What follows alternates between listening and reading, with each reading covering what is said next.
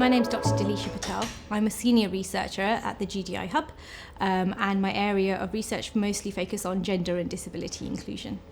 Can you share why you think it is important for your research to have diverse inputs? Yes, I think having diverse inputs into your work is always a benefit. It can help you get ideas from a diverse range of people, which means your solutions and the things that you're co-creating can be more applicable for diverse people. And having those diverse inputs from the start really helps towards universal design. And open you up to new experiences, things that you may not think about, because when we're working just with people like us, we tend to design things just for people like us, and that's not always relevant or helpful. What advice would you recommend to early career researchers to create inclusive settings when co-creating or conducting research? Yeah, there's so many things that we can think about. I think when you're starting and planning, it's really good to think about accessibility, and that can be from anything from the environment in which you're working. And I would definitely say never assume, always check and validate. So that can be from the environment you're working in, do a site visit to make sure it's accessible, ask people what requirements they may need and then test that out. Also having flexible formats of things, so that can be the materials you're using, can things be audio or do they have to be visual, looking at different materials.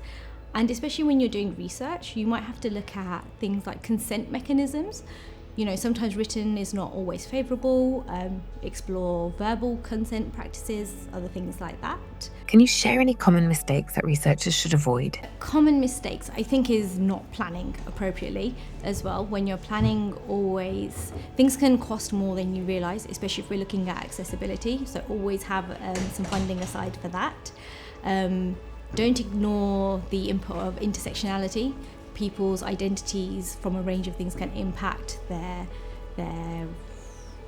contributions and their influences. So we're not only looking potentially where people live, it can also be their gender, their race, their disability status, things like that. So it's about combining all of those things together. And again, don't assume or generalize. So there's a really good practice in research where you can do things like member checking. So when you collect data or you develop designs, go back to your participants and check that your inferences are okay. And also related to funding, like always compensate people for their time that they're giving you. They're giving you their time, their energy, their ideas, and some of these things can cost a bit more than you realise. Is there anything else researchers should be mindful of when working with diverse audiences? Don't overestimate or underestimate people's influences and impacts, and always start early. So even when you're developing ideas and research spaces or designs, like always speak to the community or the people that you want to work with early, and I think that's always of a great benefit. And have diverse teams. It's not only about diverse inputs, like the people around you and working with you as well, like make sure there's diversity there.